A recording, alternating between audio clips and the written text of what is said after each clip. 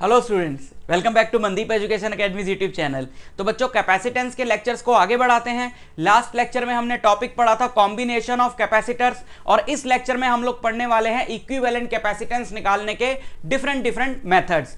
Last lecture में combination of capacitors में हमने बेसिक प्रॉब्लम्स पढ़ी थी, लेकिन बहुत सारे क्वेश्चंस आपको ऐसे दिखाई देंगे जिसमें आपको क्लियरली नहीं पता चलेगा देख के कि यार ये दोनों कैपेसिटर सीरीज में है या पैरेलल में है, ये दोनों किस में है, ये चारों किस में है। तो उन क्वेश्चंस में इक्विवेलेंट कैपेसिटेंस निकालने के लिए कुछ मेथड्स लगाए जाते हैं, और वही मेथड्स मैं आपसे इस वीडियो में डिस्कस करने के लिए आया हूं। तो शुरू करते हैं बच्चों। सबसे पहला हमारा जो मेथड है वो है इंसर्शन ऑफ स्लैब्स। इसमें मैंने टिपिकल क्वेश्चंस भी काफी उठाए हैं जो आपको बोर्ड एग्जाम्स में रिपीट हो के बार बार आते हैं। तो मेथड पे भी ध्यान से फोकस करना है, जो मैं बता रहा हूं उसको बहुत अच्छे से सुनना है, और साथ में जो जो क्वेश्चंस करा रहा हूं उनमें उनको भी आपने बहुत ध्यान से सुनना है। तो शुरू करते हैं बच्चों। देखो, आप जानते हो कि अगर कोई भी पैरेलल प्लेट कैपेसिटर है, ठीक है, कोई पैरेलल प्लेट कैपेसिटर है, तो और उस कैपेसिटर की प्लेट्स के बीच में, अब देखो जैसे पैरेलल प्लेट कैपेसिटर है, ठीक है, इसकी प्लेट्स के बीच का डिस्टेंस है d, और इसकी प्लेट्स का जो एरिया है वो a है। तो इसका जो कैपेसिटेंस होता है c, आप जानते हो वो होता है epsilon not a by D, है ना। और अगर हम इसकी प्लेट्स के बीच में कोई स्लैब इंसर्ट कर दें, ये हमने इसकी प्लेट्स के बीच में एक स्लैब इंसर्ट कर दी जिसका डाई इलेक्ट्रिक कांस्टेंट है K, तो आप जानते हो कि नया कैपेसिटेंस जिसको सपोज Cm हम बोले वो हो जाता है K epsilon not A by D. ठीक, तो ये तो अपन जानते हैं। लेकिन अब इस तरह का क्वेश्चन आता है जिसमें दो स्लैब्स इंसर्ट करी जाती हैं या दो से ज्यादा स्लैब्स इंसर्ट करी जाती हैं। यहां तो एक ही स्लैब इंसर्ट की हुई है, तो दो स्लैब इंसर्ट करेंगे तो क्या करना है, तीन करेंगे तो क्या करना है। ऐसा क्वेश्चन आया हुआ है, ऐसा क्वेश्चन आया हुआ है, तो जरा ध्यान से देखो, जरूर आएगा ये किसी ना किसी स्कूल एग्जाम में आपके जरूर आएगा, फाइनल में भी आ सकता है, कई बार आया हुआ है, बहुत इंपॉर्टेंट क्वेश्चन है। देखो बच्चों, यहां पर दो स्लैब्स इंसर्ट कर दी हैं कैपेसिटर्स। इस कैपेसिटर का ऊपर वाला हाफ जो है वो एक ऐसे मटेरियल की स्लैब से फिल कर दिया है जिसका डाइइलेक्ट्रिक कांस्टेंट है K1, और नीचे वाला हाफ K2 मटेरियल के डाइइलेक्ट्रिक कांस्टेंट की स्लैब से फिल कर दिया। अब बोल रहा है कि अब बताओ कि अब इसका कैपेसिटेंस क्या हो गया, समझे। तो क्या करना है, देखो ये पूरी की पूरी प्लेट, ये तो एक सिंगल प्लेट है, ये A पॉइंट से कनेक्टेड है, और ये पूरी की पूरी प्लेट जो है वो B पॉइंट से कनेक्टेड है। इसका मतलब है जो इस पॉइंट का पोटेंशियल है, मतलब मान लो इसका पोटेंशियल है VA, अगर इस पॉइंट का पोटेंशियल VA है तो यहाँ VA हर जगह VA होगा, और ये पूरी प्लेट जो है वो VA पोटेंशियल पे होगी। सिमिलरली इसका जो पोटेंशियल है वो VB होगा, और ये पूरी प्लेट जो है वो VB पोटेंशियल पे होगी। ठीक, अब आपने क्या करना है कि आप इनको ना इमेजिन करो अपने दिमाग में, या डायग्राम बना लेना कि आप इनको थोड़ा सेपरेट करके सोचो, है ना। आप इसको इस तरीके से सोचो जरा। देखो, है तो ये एक कैपेसिटर, लेकिन क्योंकि कैपेसिटेंस डिपेंड करता है डाई इलेक्ट्रिक कांस्टेंट पे स्लैब के, और यहां पे ऊपर वाले पार्ट का डाई इलेक्ट्रिक कांस्टेंट कुछ और है, नीचे वाले पार्ट का कुछ और है, यानी अपर हाफ का कैपेसिटेंस कुछ और होगा और लोअर हाफ का कैपेसिटेंस कुछ और होगा। इसका मतलब है तो ये एक कैपेसिटर, लेकिन अब ये बिहेव कर रहा है दो कैपेसिटर्स की तरह। बस अब हमें सिर्फ ये सोचना है कि वो जो दो कैपेसिटर्स हैं वो सीरीज में है या पैरेलल में है, तो फिर हम उन दोनों का जो इक्विवेलेंट कैपेसिटेंस निकालेंगे वही इस पूरे का अपना कैपेसिटेंस होगा। अब आप इसको थोड़ा सा गैप में करके सोचोगे तो आप इस तरीके से इसको सोच सकते हो, जैसे ये पॉइंट है A, तो अपर हाफ जो है प्लेट का वो पूरा VA पोटेंशियल पर है, लोअर हाफ जो है वो VB पोटेंशियल पर है। ठीक है, इसी तरीके से ये पॉइंट हो गया B,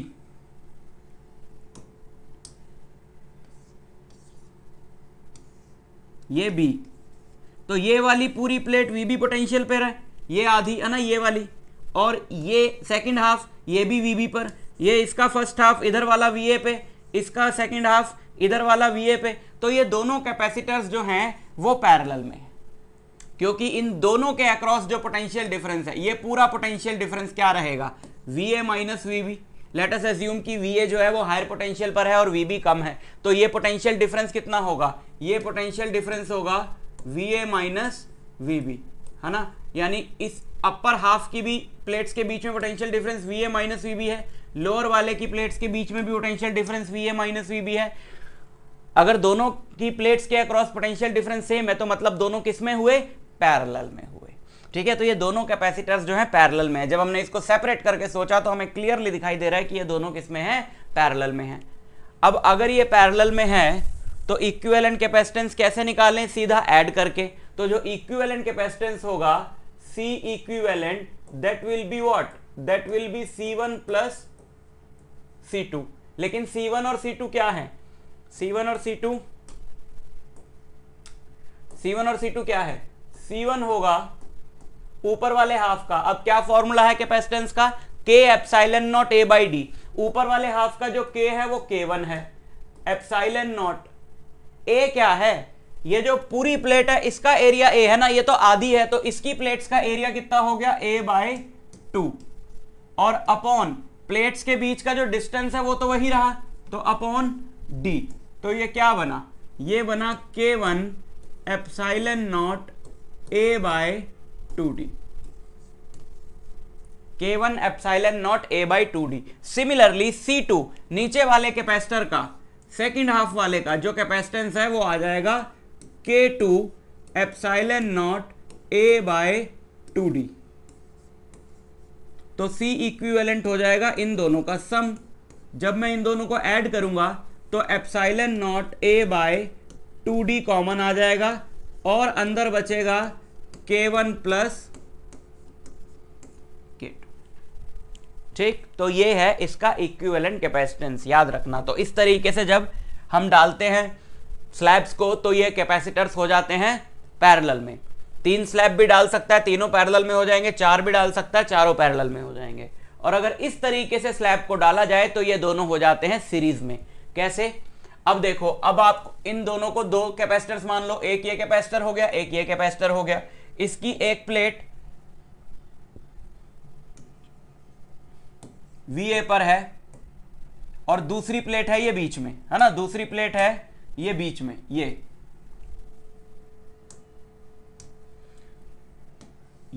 बीच में ये। अब हमें ये तो पता ही नहीं है कि इस पॉइंट का पोटेंशियल क्या है, हमें तो पता है ये सारे पॉइंट्स का पोटेंशियल VA है, ये सारे पॉइंट्स का पोटेंशियल VB है। ये बीच में है ना इसकी तो दूसरी प्लेट, ये तो इतना ही है कैपेसिटर।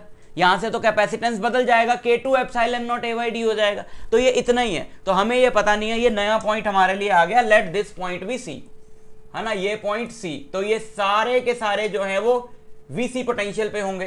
तो इसको भी थोड़ा सा आप गैप देके अगर बनाओगे तो आपको सारी कहानी समझ में आ जाएगी। इसको मैंने थोड़ा सा गैप देके बनाया,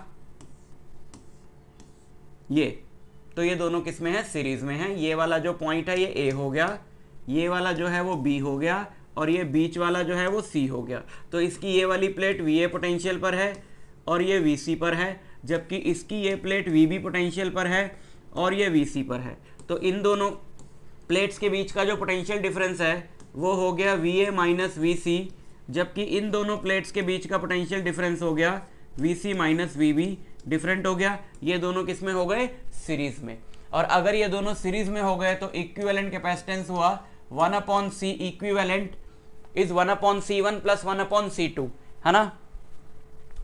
लेकिन शॉर्टकट क्या है उसका, जब हमने एलसीएम लिया तो C1 C2 bye C1 plus C2 बैठेगा।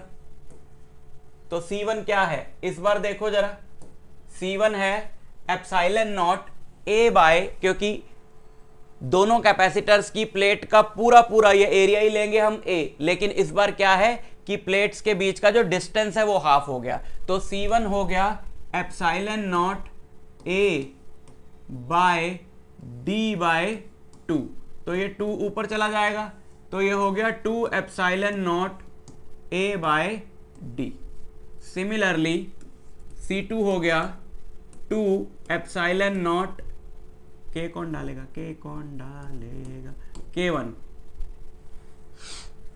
क्यों लम्हा है खराब, 2 K1 epsilon not A by D। And similarly ये हो गया आपका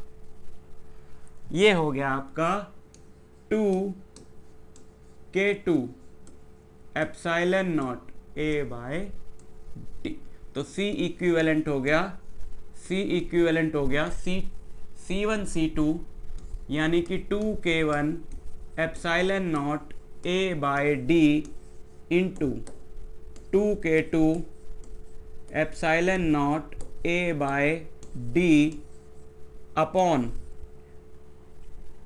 C1 प्लस C2, इन दोनों को ऐड किया तो F2 कॉमन आ जाएगा, एप्सिलॉन नॉट कॉमन आ जाएगा, A कॉमन आ जाएगा, डिवाइडेड बाय D कॉमन आ जाएगा, अंदर बचेगा K1 प्लस K2। ठीक, epsilon not A by D, epsilon not A by D, दो थोड़ी कटेंगे, एक ही कटेगा, नीचे एक ही है। इससे ये कट गया, 2 भी एक कट गया, सो क्या बचा, फाइनली हमारे पास ऊपर एक 2 बचता है, ऊपर एक 2 बचता है, K1 K2 बचता है अपॉन K1 प्लस K2 बचता है, और epsilon not A by D बचता है, C equivalent.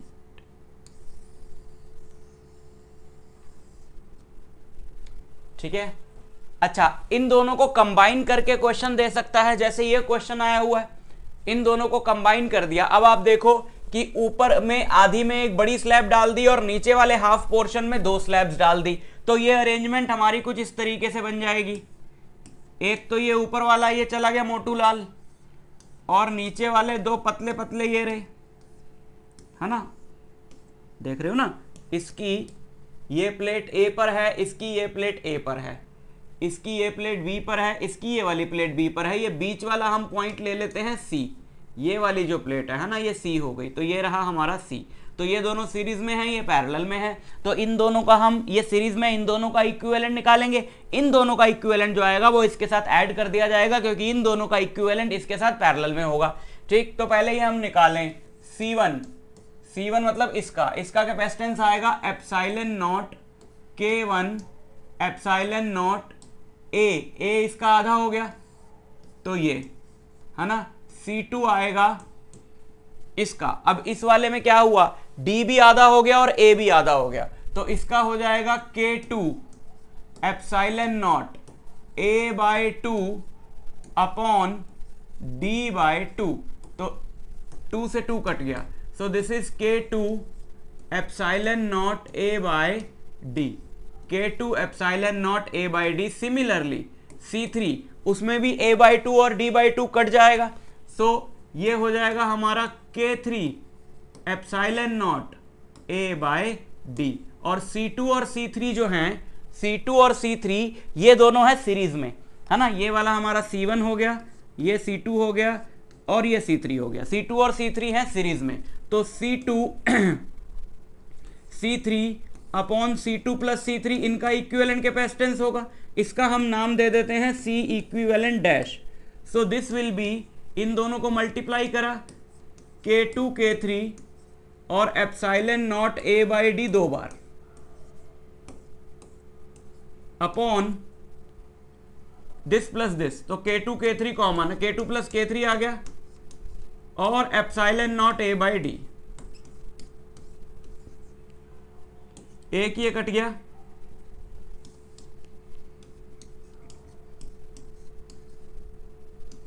Epsilon not A by D और K2 प्लस K3। ठीक है, ये आ गया इसका इक्विवेलेंट, इसको C1 में ऐड कर दो तो हमारे पास पूरा इक्विवेलेंट आ जाएगा, C equivalent this K2 K3 epsilon not A by D upon K2 plus K3 plus C1 K1 epsilon not A by 2D, K1 epsilon not A by 2D। ठीक है, तो कॉमन आ जाएगा epsilon not A by D और final answer अपना लिख लेना। ठीक, तो ये एक मेथड हो गया।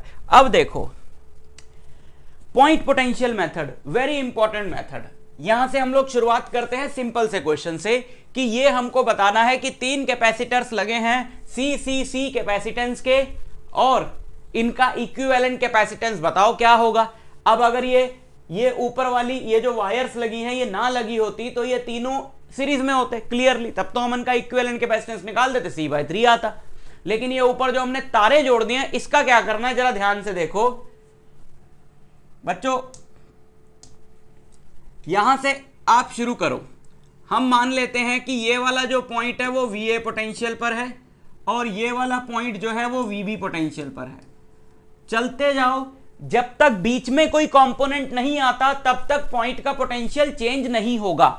ये मैं पहले भी आपको बता चुका हूं जब मैंने डेरिवेशन कराया था सीरीज पैरेलल का। चलते चलो, यहां से हम चलना शुरू करते हैं।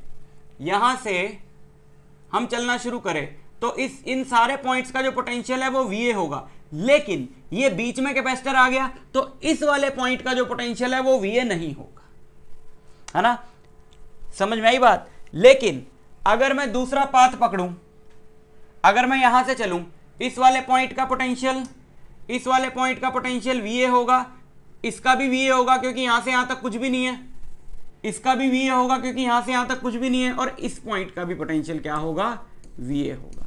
सिमिलरली इस पॉइंट का पोटेंशियल VB होगा, और मैं यहां से यहां तक चलूं, यहां कुछ नहीं है, ये सब पॉइंट्स का पोटेंशियल VB होगा और इसका भी पोटेंशियल VB होगा, तो ये भी क्या हो गया, VB हो। ठीक है, अब आप जरा ये देख लो ऐसे क्वेश्चंस में कि हर एक कैपेसिटर के दोनों एंड्स के जो पॉइंट्स हैं वो सारे कवर हो गए या कोई छूट गया। इस वाले कैपेसिटर का एक एंड हमें पता लग गया किस पोटेंशियल पे है, दूसरा भी पता लग गया किस पे है, इसका भी एक एंड पता लग गया किस पे है, दूसरा भी पता लग गया, इसका भी एक एंड पता लग गया किस पे, दूसरा भी पता लग गया। तो अब हम क्या करेंगे, इसका एक इक्विवेलेंट डायग्राम बनाएंगे। टोटल हमें कितने पॉइंट्स की जरूरत पड़ी, just A and B। A and B से हमारा सारा काम हो गया, हमें कोई नया पॉइंट C इंट्रोड्यूस करने की जरूरत नहीं पड़ी।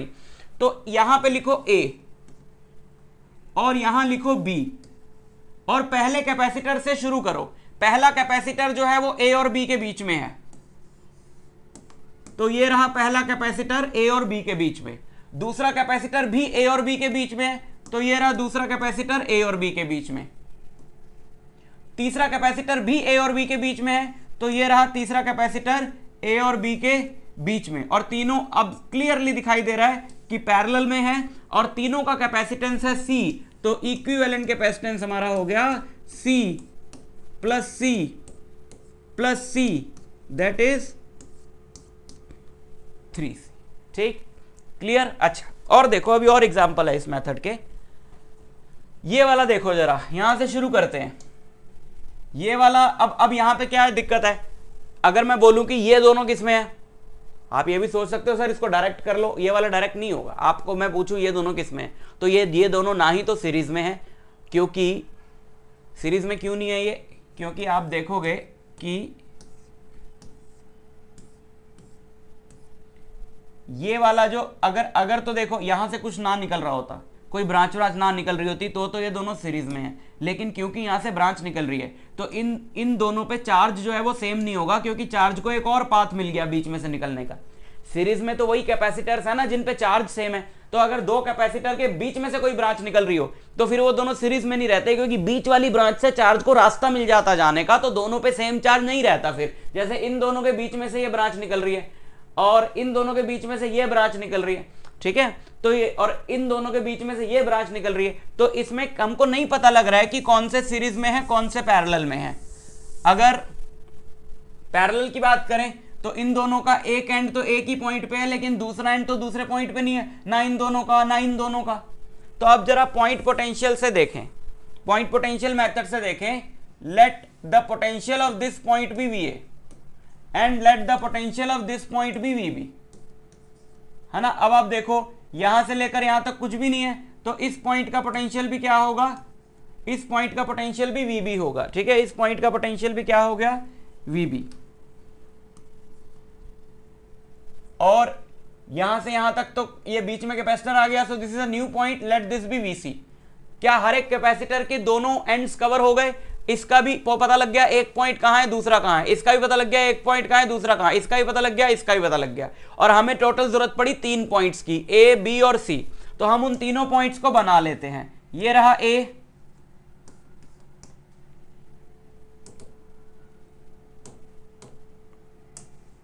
ये रहा A और कोने में था B और ये रहा C। तो ये वाला कैपेसिटर ए और सी के बीच में, ये रहा ए और सी के बीच में, ये रहा, ठीक है। ये सी और बी के बीच में कैसे बनाएं, सी को थोड़ा ऊपर खिसका दें, चलो कोई बात नहीं, सी और बी के बीच में ये रहा, ये वाला सी और बी के बीच में, ठीक है। ये और ये वाला भी सी और बी के बीच में, ये रहा सी और बी के बीच में, ठीक है, ये वाला कैपेसिटर। अब बचा ये ए और बी के बीच में, तो ये ए और बी के बीच में, और हमें इक्विवेलेंट कैपेसिटेंस निकालना है ए और बी के बीच में। अब पता लग रहा है, कुछ क्लियरली पता लग रहा है, ये दोनों किस में हो गए, ये दोनों हो गए पैरेलल में, ये पैरेलल में है, इन दोनों का जो आएगा वो इसके साथ सीरीज में है और वो उसके साथ पैरेलल में है, और सबका कैपेसिटेंस है सी। तो ये सी दोनों पैरेलल में है, तो ऐड कर दो 2C हो जाएगा, 2C हो जाएगा, तो अपना ये जो सर्किट है ये ऐसा रह जाएगा।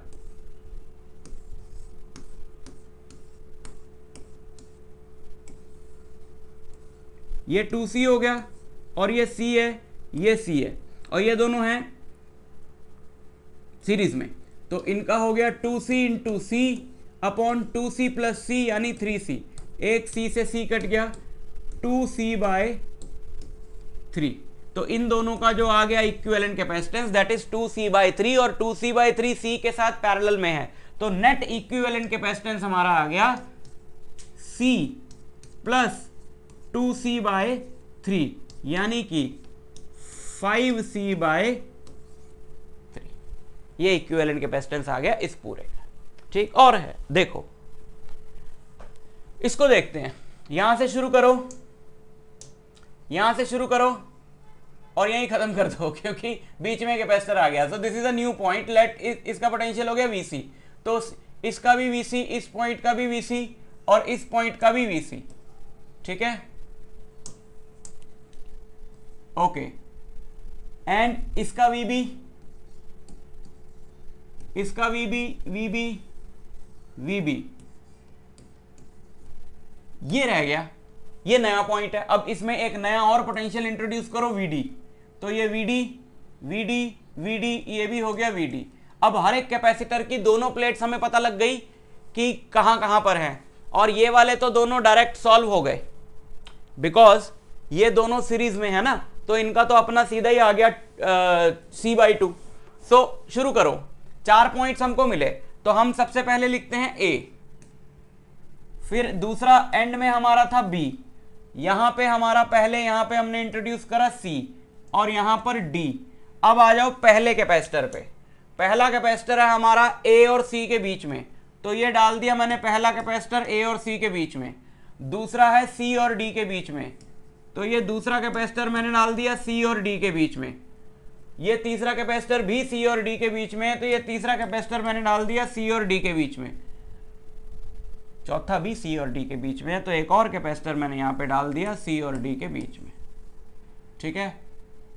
और अब इसकी बारी, ये है B और D के बीच में, तो ये मैंने डाल दिया B और D के बीच में, ये हो गया ना। और ये C/2 है ना, ये तो दोनों सीरीज में थे, तो मैंने इसका सीधा कर दिया C/2, और वो C/2 कैपेसिटर के दोनों एंड्स Vb पे हैं, और दोनों एंड्स Vb पोटेंशियल डिफरेंस पर है, तो इसका मतलब है उसके प्लेट्स के बीच में पोटेंशियल डिफरेंस है ही नहीं, तो ऐसे कैपेसिटर्स का सर्किट में कोई काम नहीं है, क्योंकि उनकी प्लेट्स के बीच में जो पोटेंशियल डिफरेंस है वो 0 हो जाएगा। So they will not store any charge, Q equal to C into V, V 0 हो गया तो चार्ज स्टोर्ड भी क्या हो गया 0, तो उनका इक्विवेलेंट कैपेसिटेंस में कोई कंट्रीब्यूशन नहीं है, क्योंकि वो चार्ज तो स्टोर कर ही नहीं रहे। तो हमारी जो अरेंजमेंट है वो ये हो गई, और ये सारे C हैं, और C ये तीनों पैरेलल में है, तो 3C हो गया, और C 3C और C किस में है, सीरीज में, तो 1/C equivalent is 1/C plus 1/C plus 1/3C, 3C आ गया इनका एलसीएम, यहां पे बचा 3 + 3 6 + 1, सो C equivalent is 3C/7, C equivalent is 3C/7, ठीक है। कुछ गड़े बड़े तो नहीं कर, ठीक, समझ में आया। तो आप इस तरीके से चेक कर सकते हो कि जो आपको उल जलूल से उल्टे सीधे डायग्राम बना के वो देगा, तो आप उनके पहले इक्विवेलेंट डायग्राम्स बना सकते हो पॉइंट पोटेंशियल मेथड से, और फिर उनका इक्विवेलेंट कैपेसिटेंस निकाल सकते हो। बहुत आसान हो जाएगा काम। आगे बढ़ते हैं। Next is Wheatstone bridge. बच्चों इस सर्किट को पहचानो, ये व्हीटस्टोन ब्रिज का सर्किट है, यही शेप, और इसको ऐसे भी बनाया जा सकता है। तारों के मुड़ाव पे मत जाना कि ये ऐसे डायमंड शेप में ही होगा, भाई इसमें और इसमें कोई अंतर नहीं है ना। ये ए को मैंने यहां से ये दोनों प्लेट्स ऐसे निकाल दूं या फिर ऐसे करके ले जाऊं तो फर्क क्या पड़ता है, तो ये या ये, इसलिए मैं दोनों डायग्राम बना के लाया हूं कि ये ऐसा बता देता हूं बच्चों को, तो वहां कंफ्यूज हो जाते हैं जाके। तो ये दोनों ही व्हीटस्टोन ब्रिज के डायग्राम्स हैं, ठीक है।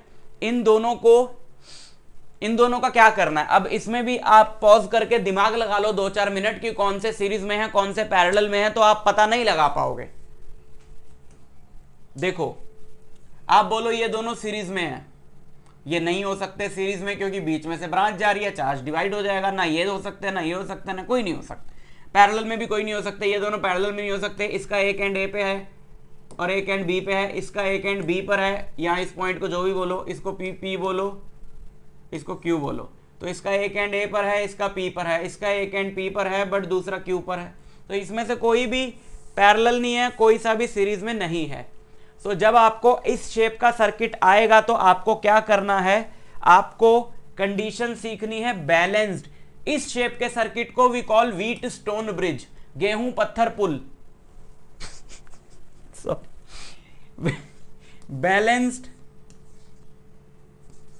Balanced Wheatstone bridge, balanced Wheatstone bridge. आपको जो क्वेश्चन आएगा वो आएगा एक पर्टिकुलर कंडीशन के ऊपर which is called the balanced Wheatstone bridge, और अनबैलेंस्ड पे भी आ सकता है बट उसको इस लेक्चर में डिस्कस नहीं किया जा रहा है, उसको किरचॉफ्स लॉ में डिस्कस किया जाएगा।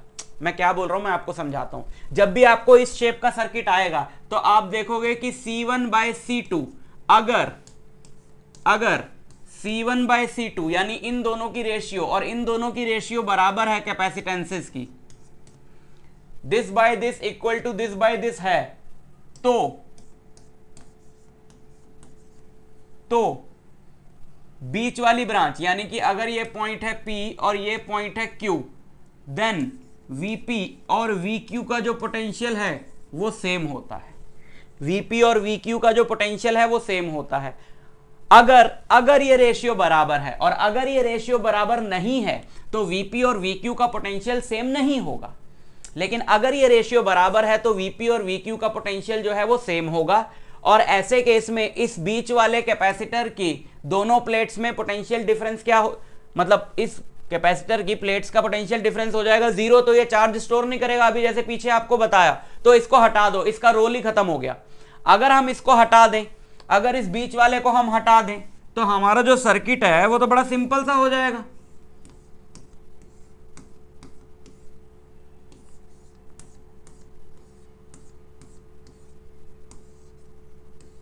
ये है ना, तो ये दोनों सीरीज में है, ये दोनों सीरीज में है, इनका जो आएगा वो पैरेलल में।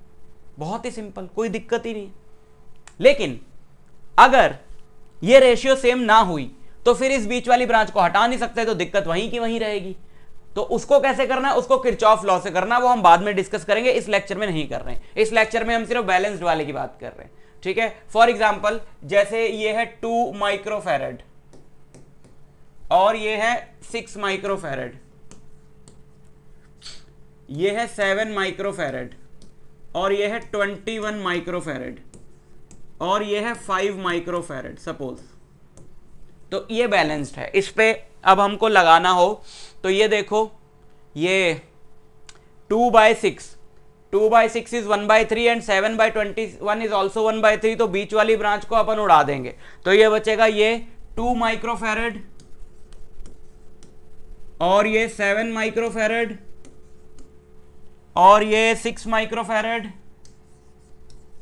और ये 21 माइक्रोफैरड, ठीक है। ये बचा आपका सिंपल सा सर्किट। इन दोनों पे आप फॉर्मूला लगा दो, C1 प्लस C2 सीरीज में, इन पे वही फॉर्मूला लगा दो। इसका जो आंसर आएगा, इसका जो आंसर आएगा, दोनों को ऐड कर दो क्योंकि ये पैरेलल। समझ में आया? सो दिस इज व्हीटस्टोन ब्रिज। इसके क्वेश्चन आपने ऐसे करने हैं। एक्सटेंडेड व्हीटस्टोन ब्रिज, देखो बच्चों, अगर आपको इस तरीके का सर्किट मिले तो ये भी व्हीटस्टोन ब्रिज का है। आप ये मत सोचना कि आपको इस शेप का एक ही मिलेगा। अगर आपको ऐसे साथ में लगे हुए कई सर्किट्स एक साथ मिले तो सब पे इंडिविजुअली आप व्हीटस्टोन ब्रिज का कॉन्सेप्ट लगा सकते हो। जैसे यहां पर दो व्हीटस्टोन ब्रिजेस आपको मैं दिखाता हूं। एक ये सर्किट है, इनको अकेले अकेले देखो, ये ठीक है, ये बिल्कुल वही सर्किट बन रहा है जो अपन ने पीछे पढ़ा। और एक ये सर्किट है, ये बिल्कुल वही सर्किट बन रहा है जो हमने पीछे पढ़ा। ये जो बीच वाला है ना, ये कॉमन हो गया दोनों में। तो दो व्हीटस्टोन ब्रिज, एक ये व्हीटस्टोन ब्रिज और एक ये व्हीटस्टोन ब्रिज, और ये दोनों ही व्हीटस्टोन ब्रिजेस जो हैं वो बैलेंस्ड हैं। अगर मैं इस वाले व्हीटस्टोन ब्रिज की बात करूं, अगर मैं इस वाले व्हीटस्टोन ब्रिज की बात करूं तो 2/6 1/3, 2/6 इज 1/3, 4/8 इज 1/2। अच्छा, ये 4 लिखना था मैंने गलती से, मैं बैलेंस वाला ही बना के लाया ना, प्रिंटिंग में मिस्टेक। सपोज ये 4 है, ठीक है, तो ये हो गए बैलेंस। 2/4 इज 1/2, 4/8 इज 1/2, तो बीच वाले ब्रांच को हटा दें। सिमिलरली अगर हम इस वाले व्हीटस्टोन ब्रिज को देखें तो ये भी है बैलेंस्ड। 4/8 इज 1/2, 6/12 इज 1/2, तो इसकी भी बीच वाली ब्रांच को हटा दें। तो ये हमारा जो बन जाएगा सर्किट, ये हमारा बनेगा कुछ इस तरीके से।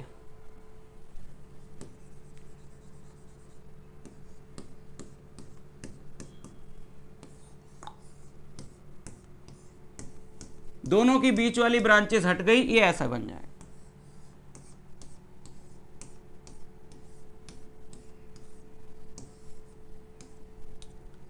To 4 6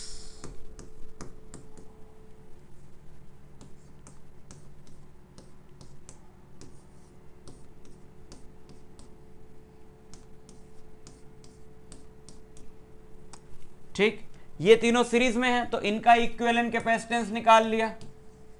1/C equivalent is 1/2 plus 1/4 plus 1/6, और एलसीएम लिया, इनका एलसीएम आ गया 12, यहां पे बचेगा 6, यहां पे 3 और यहां पे 2, 11। सो इट इज 12/11 PF। ठीक, नीचे वाले का इक्विवेलेंट कैपेसिटेंस आ गया, C इक्विवेलेंट डैश ले लो, 1/4 प्लस 1/8 प्लस 1/12, 1/4 प्लस 1/8 प्लस 1/12, इसका एलसीएम आ गया हमारा 24, तो यहाँ पे बचेगा 6, यहाँ पे बचेगा 3, यहाँ पे बचेगा 2, 11। तो C इक्विवेलेंट इज 6 3 2 ही बचा, यहाँ पे 24/11 है ना। तो finally C equivalent double dash is in दोनों का सम, क्योंकि ये पूरा और ये पूरा किस में है, पैरेलल में है। तो 12/11 plus 24/11, so it is 36/11 pico farad. ठीक, अच्छा एक चीज और याद रखना कि ये जो व्हीटस्टोन ब्रिज है ये इस तरीके से भी आ सकता है।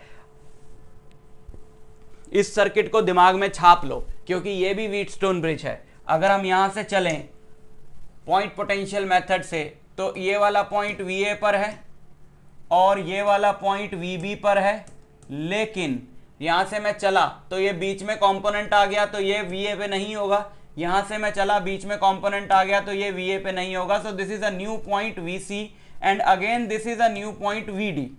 तो अगर हम यहां पे लिखें A B C और D, तो हम देखेंगे कि ये C1 जो है it is between A and C, है ना। C1 capacitor is between A and C, C2 capacitor is between A and D, C2 capacitor between A and D, C5 is between C and D। तो ये रहा C and D, ये C5 हो गया। और C3 C और B के बीच में है, ये रहा C3, और C4 जो है वो B और D के बीच में है, तो ये रहा C4, है ना। तो ये तो वही सर्किट बन गया, ये तो वही सर्किट बन गया। So this is C1, A और C के बीच में, this is C2, this is C5, this is C3 and this is C4। तो ये व्हीटस्टोन ब्रिज है। इस सर्किट का खास ध्यान रखना आपने, इस फॉर्म में अगर ये आ जाए तो, ठीक। इनफाइनाइट लैडर ऑफ कैपेसिटर्स, आपको कभी ऐसा क्वेश्चन आएगा बच्चों जिसमें कि इनफाइनाइट नेटवर्क होगा कैपेसिटर्स का, लेकिन उस केस में आप देखोगे कि एक ही पैटर्न जो है वो बार बार रिपीट हो रहा होगा। अब यहां पे देखे 4 2 4 2 4 2, आगे भी 4 2 4 2 4 2, ये पैटर्न रिपीट हो रहा है इनफाइनाइट टाइम्स। तो इसका कैपेसिटेंस कैसे निकालेंगे? आपने क्या करना है कि हम मान लें कैपेसिटेंस निकालना है बिटवीन, इक्विवेलेंट कैपेसिटेंस निकालना है between points A and B. Let equivalent capacitance be C, है ना। इसका, इस पूरे सर्किट का अपन इक्विवेलेंट कैपेसिटेंस क्या मान लें? सी। अब आप सोचो कि ये इनफाइनाइट है, ये इनफाइनाइट है, तो अगर इसमें से एक हटा भी लिया जाएगा पार्ट तो भी इक्विवेलेंट कैपेसिटेंस सी ही रहेगा। आप सोचो मैं इसमें से ये हिस्सा निकाल दूं, ये वाला पार्ट निकाल दिया एक टुडुक, तो अब आप इमेजिन करो बाकी बचे हुए सर्किट को, तो सेम सर्किट है। तो अगर पूरे का इक्विवेलेंट कैपेसिटेंस सी है, तो अगर एक पार्ट निकाल देंगे तो भी इक्विवेलेंट कैपेसिटेंस क्या रहेगा? सी ही रहेगा। लेकिन एक पार्ट निकाल के होगा क्या? अच्छा, ये पूरा मैंने ये पार्ट अलग कर दिया, इसको अलग कर दिया, और इसका इक्विवेलेंट कैपेसिटेंस सी है, तो इसकी जगह हम एक सिंगल कैपेसिटर मान सकते हैं जिसका कैपेसिटेंस सी हो। तो ये वाला सर्किट हमारा ऐसे बन जाएगा।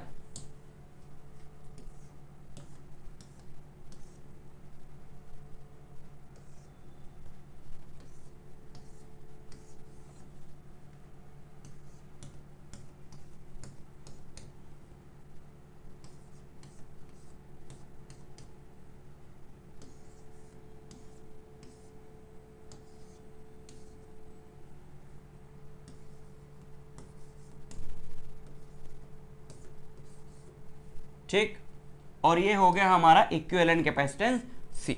अब हम इसको सॉल्व करेंगे। ये दोनों है पैरेलल में और इनका जो आएगा वो इसके साथ सीरीज में है, तो ये दोनों पैरेलल में है, तो इनको ऐड कर दिया 2 प्लस सी, है ना। और इसके साथ ये किसमें है? सीरीज में। तो ये 2 प्लस सी वाला ये कैपेसिटर 4 पिकोफैरेड वाले के साथ, 4 पिकोफैरेड वाले के साथ सीरीज में है, और ये रहे अपने पॉइंट्स ए एंड बी। अब हमको ये इक्विवेलेंट कैपेसिटेंस निकालना है, तो ये दोनों सीरीज में है, तो इनका इक्विवेलेंट कैपेसिटेंस क्या होगा? C1 C2 upon C1 plus C2, तो 4 into C plus 2 upon 4 plus C plus 2, and that is equal to, पूरे का भी तो इक्विवेलेंट कैपेसिटेंस C ही है ना, एक को हटा के जो था, एक को हटा के C इसीलिए था क्योंकि पूरे का इक्विवेलेंट कैपेसिटेंस भी C था, तो ये आ गया ना पूरे का इक्विवेलेंट कैपेसिटेंस, और ये क्या होगा? ये होगा C। So 4C plus 8 upon 6 plus C equal to C। So 4C plus 8 equal to 6C plus C square. इसको उधर ले जाओ, तो C square plus 2C minus 8 equal to 0, quadratic equation बनी, plus 4C minus 2C minus 8 equal to 0, C common आ गया, अंदर बचा C प्लस 4, यहाँ पे माइनस 2 C प्लस 4। जब आप इस इक्वेशन को सॉल्व करोगे तो आपको C की वैल्यू मिलेगी 2 पिकोफैरेड या फिर माइनस 4 पिकोफैरेड। अब नेगेटिव में तो हो नहीं सकता कैपेसिटी, तो इसको कर दो reject. So answer is equivalent capacitance is 2 picofarad. इस पूरे का इक्विवेलेंट कैपेसिटेंस कितना आ गया? 2 पिकोफैरेड। Problems involving plates. अब देखो इस तरह के आपको क्वेश्चंस आ जाएंगे जिसमें कि आपको खुद ही पता लगाना होगा कितने कैपेसिटर्स हैं, सीरीज में हैं या पैरेलल में हैं, बस प्लेट्स दे रखी होंगी। तो यहां पे अपने को 4 प्लेट्स दे रखी हैं, यहां पे अपने को 4 प्लेट्स दे रखी हैं। एक प्लेट ये हो गई, एक प्लेट ये हो गई, एक प्लेट ये हो गई, एक प्लेट ये हो गई। ठीक है, समझ गए? 2 प्लेट से एक कैपेसिटर बनता है, पैरेलल प्लेट कैपेसिटर। तो एक की ये कैपेसिटर हो सकता है, ये है ना, this can be one of the capacitors. इसकी एक प्लेट कहां है, मान लो इस वाले पॉइंट का पोटेंशियल है VA और इस वाले पॉइंट का पोटेंशियल है VB। तो इसकी एक प्लेट VA पोटेंशियल पर है और इसकी दूसरी प्लेट VB पोटेंशियल पर है। This is your second capacitor. पहले और दूसरे कैपेसिटर में बीच वाली प्लेट कॉमन है। This is your second capacitor, ये और ये इनसे। इसकी एक प्लेट VB पर है और दूसरी VA पर है। This is your third capacitor, ये वाला। इसकी भी एक प्लेट VA पर है और दूसरी प्लेट VB पर है। सो 3 कैपेसिटर बने, तीनों की एक एक प्लेट VA पर है और दूसरी VB पर है ना। एक कैपेसिटर ये रहा आपका, ये इसकी एक प्लेट VA पर, दूसरी VB पे। इसकी भी एक प्लेट VA पर, दूसरी VB पे, और इसकी भी एक प्लेट VA पर और दूसरी VB पे। तो 3 कैपेसिटर्स हैं और हर एक की कोई भी 2 एडजेसेंट प्लेट्स के बीच में जो डिस्टेंस है बच्चों वो D है। एक मार्क मैंने किया हुआ, ये बाकी दोनों भी D हैं। सारी प्लेट्स का जो एरिया है वो बराबर है, तो तीनों की जो कैपेसिटी है वो बराबर होगी और वो होगी epsilon not A by D।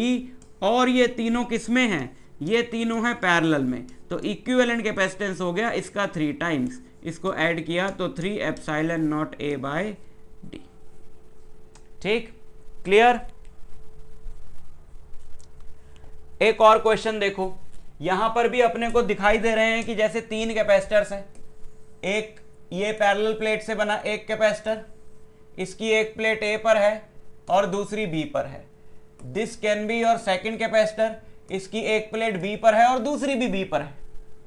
अब दोनों प्लेट सेम पोटेंशियल पे है तो ये वाला तो अपन हटा देंगे, है ना, क्योंकि इसके प्लेट्स के अक्रॉस पोटेंशियल डिफरेंस ही नहीं होगा।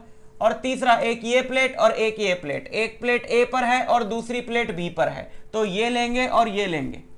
और इसका भी जो प्लेट्स के बीच का जो डिस्टेंस है वो D है और प्लेट एरिया A है। तो 2 ही कैपेसिटर्स हुए, इसकी एक प्लेट A पर है और दूसरी B पर है, इसकी भी एक प्लेट A पर है और दूसरी B पर है। तो ये दोनों किसमें हुए, पैरेलल में।